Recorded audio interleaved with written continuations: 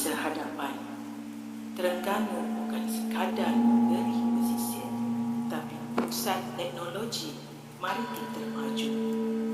Namun, setiap kemajuan ada harganya.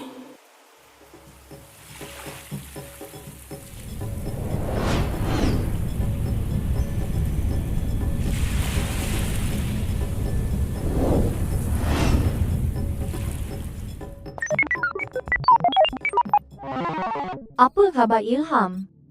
Sistem cuaca masih stabil? Semua berada dalam keadaan baik. Tapi terdapat gangguan di dasar laut. Gangguan? Bahaya. Bahaya. Bahaya. Maya diulik Maya, serilau memanggil dalam bayang. Maya diulik suara hilang.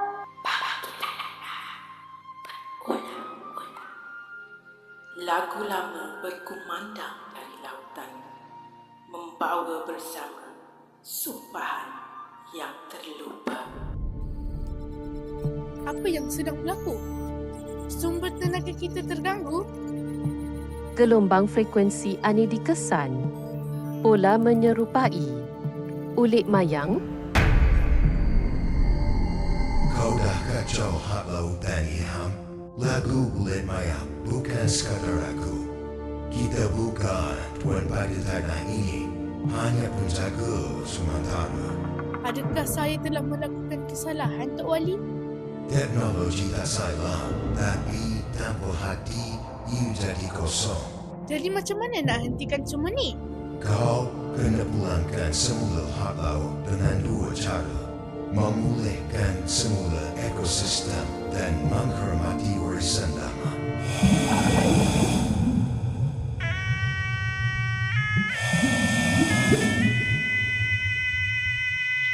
Aku bukan datang untuk menghukum.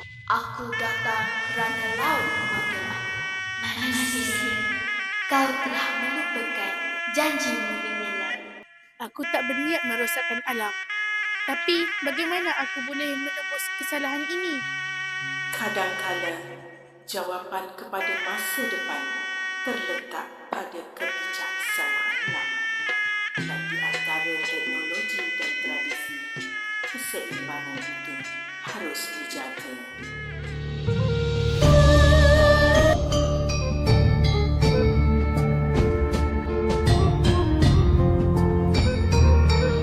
Dengan nama yang terpatri, sejak 7 keturunan, aku seru cahaya mayang, turunlah petanda kebenaran.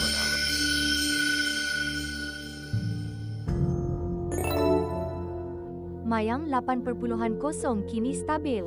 Kami akan menghormati laut seperti mana ia telah menjaga kami selama ini.